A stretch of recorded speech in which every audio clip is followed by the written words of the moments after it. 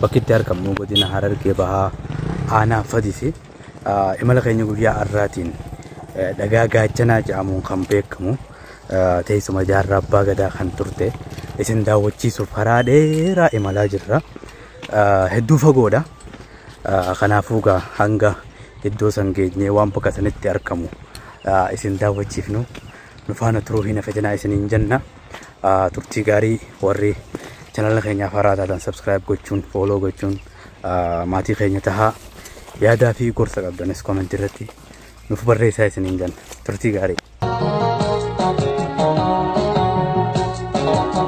Suuressa Oromoo yaa jaarraa abbaa gadaa yaa jaalatamaa gamna Oromoota hundaa du'a rabbiitiin boqottee duyda nuti galtullee nusi yaadachuu baruma baraanuma hin oolle si haqaan. Hayyee daawwattoota keenya imala keenya aanaa Fadisi dhagaa daawwannaa dhagaa gaachanaatiif taasisaa jirruun eega motoraan dhufnee booda amna za'aa takka miilaan deemuudhaaf dirqamne maaliif karaan hin jiru dirqama miilaan deemnee bakka san dhaquu qabna. Kanaaf karaa sin beeynu akka carraatitti obboloota keenya warra naannoo san jiraatu asitti aannan gurguree gala deemu wajjin karaa san deemaa jirra. Bakki itti deemnu tun maal jaamti? Ganda keessan maali maqaan isaa? Ganda Meelbaa. Okay. Isin aannan achi fiddan? Zaame meeqa achi kaatan ganama kana?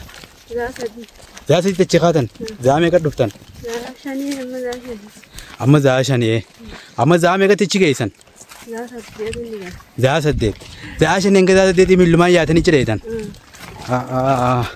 Nuti amma zaa hanga zaa meeqaatti achi geenye isin jalaafna?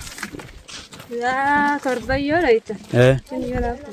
Torbatti jechuun mazaa shanii hanga zaa torba miila ayyaana dhagaa gaachanaa daawwachuudhaaf jechuudha.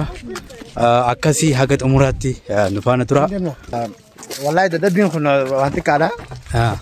Namni keenya waan laaluu qabu jira. Anaa feti zaa shanii hanga zaa torbaan ol jibne. Abbaan keenya soodessi jaazaa abbaa gadaa. Waalaikum salaam wa rahmatullahi wa barakatuh. Soodessi jaazaa abbaa gadaa. Osoo kana biitiin bayyanatiin osoo bayyanoon dilli kun hin dhufin dukkana san keessa nujee bakka tana tuzu anaaf isi adiif baasuuf beef sawaan ta'eef anaaf isi seenaa isaa deebinee if baasuun waan itti ulfaatanatti hin fakkaatu sirritti. Rabbii guddaa si tole si haa qaananiisu jannanni rabbii guddaa si tole.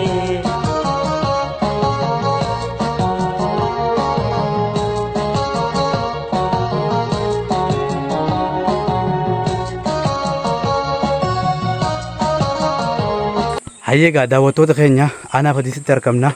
Dhagaa gaachanaa dhaquudhaa fi dhagaa sooressi jaarraa abbaa gadaa keessa ture jechuudha.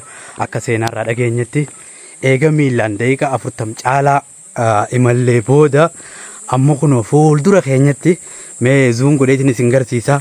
Halaalarraa dhagaa gaachanaa agarree jirra. Zuumiin godha. Kunoo dhagaa gaara lamaan jidduu jiru kana isa kana jechuudha.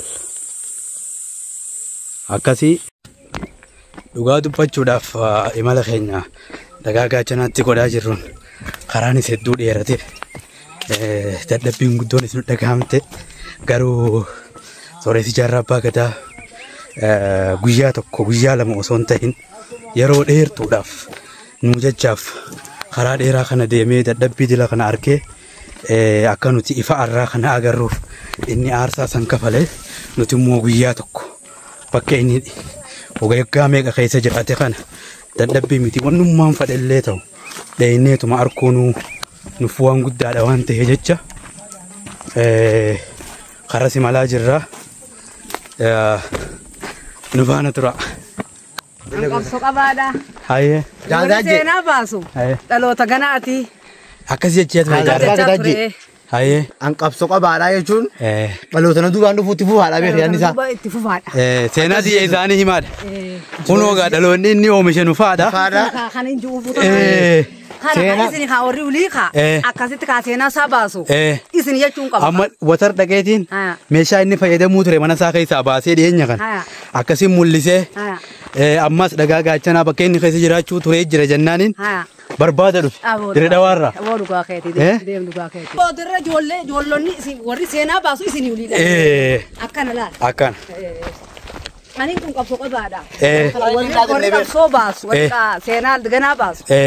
Warra dhaloota ijoolleen boodaati. Akkasitti inni qabsoo qabeeti itti wareegame. Nu kana hore. Nuti immoo waan inni dhoysee itti dadhabe san baasu qabna. Baasu qabdan isin. Inshallah. Ni baafna. Ni baaftan. Inshallah. Rabbi ramataa godhuuf. Jarangota gootummaadhaan gurri sagaara qaari hani maqaan sasaari seenaadhaan daraari. Egaan daawwattoota keenya malli keenya ammallee akkuma itti fufetti jira. Eega turtii da'aa takkaa fi daqiiqaa 30 caalaa miillaan deemnee jidduutti haara galfachaa osuma deemnu amma gaara Gobeelleetti argamna. Dhagaan gaachanaa fuuldura keenya kan jirudha. Imalli keenya kan dirree dhawaarraa kaasnee Fadiisiin Gobeellee buune daawwannaa dhagaa gaachanaatiif ammallee akkuma itti fufetti jira. Amma dhiyaannee dhufaana tura. Karaa dhagaa gaachanaa deemaa jirra. Hanga dhagaa gaachanaa dheenee isin daawwachiifnu dhufaana tura. Nuti guyyaa tokkoof akkana dadhabnee karaa kana deemne jaarraan garuu yeroo dheeraadhaaf akka nuti guyyaa kana garuu as keessatti hadhaa hedduu aarsaa hedduu kafalee har'a asiin nugee bakka inni itti dadhabee itti nuun jecha aarsaa kafalee dheeyinii ijaan arguu waan guddaadha waan ta'e jecha hedduullee dadhabnu garuu dadhabbiin ta'e dadhabbii jaarraa hin geessu waan taate jecha kana caalaa dadhabuu qabna. Sooressa jaarraa abbaa gadaa doktora jeneraala sooressa rabbiin isa jannataan nu haa qananiisu.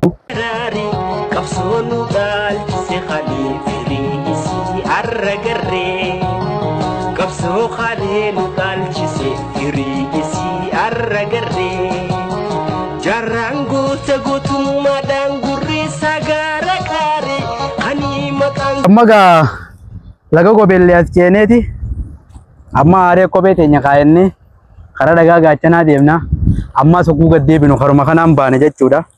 Wallaahi hedduun dadhabee hedduu hagaan keessatti takka hanga har'aan dadhabne.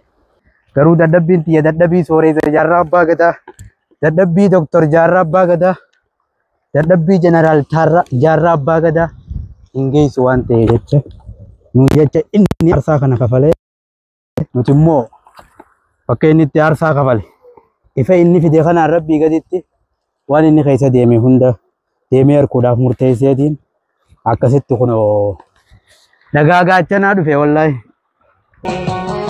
Jarraan goota gootummaadhaan gurri sagaara qaare hani maqaan sasaaree seenaadhaan daraare. Egaan daawwattoota keenya ganama sa'a lamatti Fadis bokkoorraa kaanee erga sa'aatii tokkoof motoraan imallee booda imala sa'a 3 fi daqiiqaa 40 caalu miillaan imaluudhaan Gobeellee jechuudha. Gaara Gobeellee keessa dabarree laga Gobeellee keessas dabarree eega sa'a 3 fi daqiiqaa 40 caalaa miillaan deemne booda dhagaa gaachanaa bakka jaamtu iddoo sooressi jaarraa abbaa gadaa maadheeffatee qabsootti gaggeessaa ture itti leenji'aa qabsoodhaaf qophii taasisaa ture gahuudhaaf dhiyaannee jirra kun fuuldura keenyatti argama. Hedduu dadhabnee amna sa'a 4tti dhiyaattu miillaan deemne dhumarratti dhagaa gaachanaa kuno halaalarraa jechuudha hogguu laallu kana fakkaata. Dhagaa gaachanaa kana sooressi jaarraa abbaa gadaa abbaan ifaa irraa akka keessa ture odeeffannoo qabna. Dhagaan kun akkam akka fakkaataa fi eessa keessa akka ture dheeyinee kan isin daawwachiifnu ta'a. Nu faana turuu hin dagatinaa hin haifatinaa isiniin jenna. Jaarraan qabsoo dheeraa fi wareegama guddaa eega kafalee booda asiin nu gahee ifa kana nu garsiise. Nuti immoo iddoo inni aarsaatti kafalee iddoo inni waa hedduu itti dhandhame arkuudhaaf jirra dhufaana tura. Qabsoo qalee dhaalchise firii isii arra garree. Qabsoo nu dhaalchise qalee firii isii arra garree. Suuressa Oromoo yaa jaarraa abbaa gadaa. Yaa jaalatamaa gamna Oromoota hundaa. Du'a rabbiitiin boqotti duyda nuti galtullee.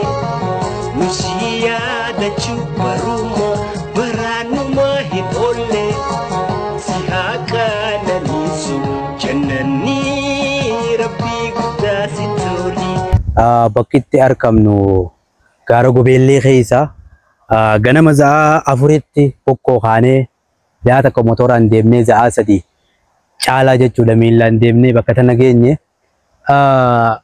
dhagaan na dubbatti agartan kun dhagaa gaachanaa jaamuun beekama.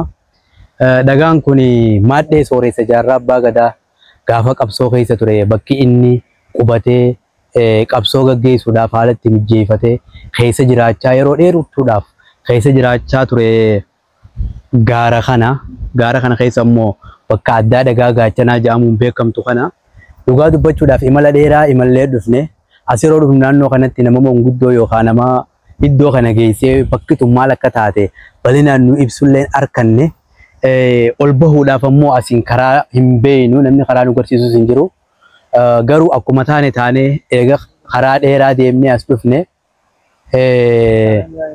waan dhufneef milkeessuudhaaf dirqama karaa kana bahuu murteessine osoo namni hin jirre osoo karaa hin beekne garuu ol baanee maal akka as keessa jiruu fi bakki tun maal akka fakkaattu kan isin garsiifnu ta'a. Yoo nama arkannees carraa bareedaadha garuu immoo ol baanaa nu faana tura. Egaa hordoftoota keenya dhugaa dubbachuudhaaf riiskii guddaa fudhannee osoo karaa kana hin beekne karaa akkamitti dhaqamaallee hin beekne waan kana laaluudhaaf itti cabsinee deemu jirra. Rabbi nagayaan geessee nagayaan nu haa deebisu.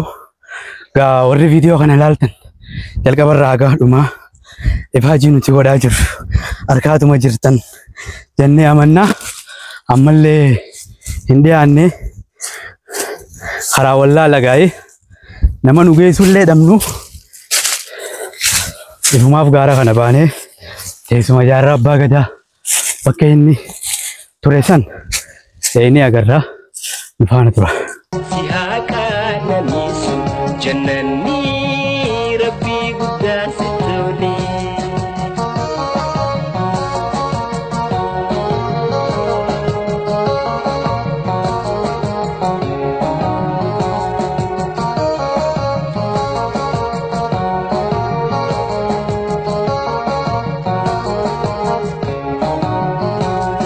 Egaa hanga ammaatti karaa ittiin hulaan dhagaa gaachanaa seenamu hulaa asirra dhaabbannee arkaa jirra. Garuu hulaa tana seenuudhaaf karaan isaan akka jiru wallaallee guututti hurruma yoo nu danda'ame asiin dhagaa kanarra ol bahuu yaalii godhuudhaaf yaa'oo kana niin kijibe. Egaa hin ba'amu kun. Kun asiin ol hin ba'amu. Karaa barbaadu qabna. Za'a afur miilaan deemnee dhufne osoo dhagaa kana hin galle. Akeekni kee qulqulluudha hayoon teen qabdu jaba ati yoo dusin. Akkuma nu baana turtanitti dhagaan gaachanaa dhagaa kana bakki teessumti jaarraa abbaa gadaa tures bakka tana. Garuu dhagaa kana karaa ittiin ol baanee bakka tana kutaa san keessa ittiin seennu hanga ammaan agarre bakki itti argamnus gaarri kun gaara gobeelleeti. Dhagaan kun dhagaa gaachanaati. Teessuma jaarraa abbaa gadaa yookaan bakka jaarraa abbaa gadaa maadheeffatee itti qabsoodhaaf qophaa'aa ture irraa qabsoo gaggeessaa ture. Dhagaan kun dhagaa seenaa guddaa qabu. Teessuma nama guddaa turte. Garuu turtii za'a afur caalaa miilaan deemnee as dhufnee bakka tana seenuudhaaf yookaan bakka inni taa'aa ture san arkuudhaaf karaa ittiin seenuu dhabnee nama nu geessus ni dhabnee hanga ammaa yaalii irra jirra. Yoo itti milkooyne ammallee nama barbaadu jirra waan ta'eef jecha Bifaan turaayisni. Ati yoo dusinni abbaa koo yaa abbaa kaayonti waa hin duuni nutu harka qaba nu ilma.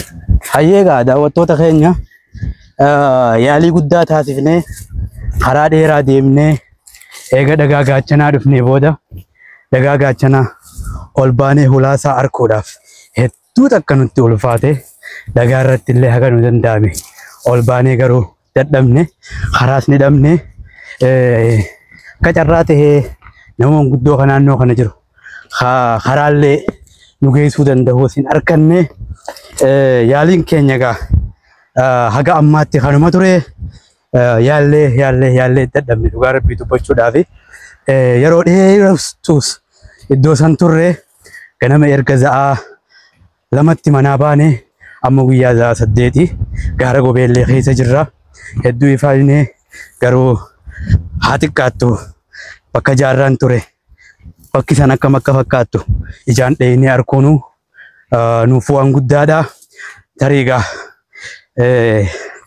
akka kiyyaasitti haga kana deemee hulaa gahuu dadhabuu qayyatti gattusi namoonni na boodaan waa'ee jaarraa irratti sochii isaatiiftanii karaa naannoo gobeellee dhagaa gaachanaa laaluudhaaf dhuftan hadaraa yoo viidiyoon keessan bira gahe hanga hulaa san geessanii bakka san ijaan agartaniititti akkan deebine jeetiin dhaamsa kiyya isinii dhaamaa warri haga ammaatti na faana turtan galatoomaa ulfaadhaa jarraa abbaa ifaarraa fuula rabbiitti haa tolu jannataan isa haqananii sunjaa.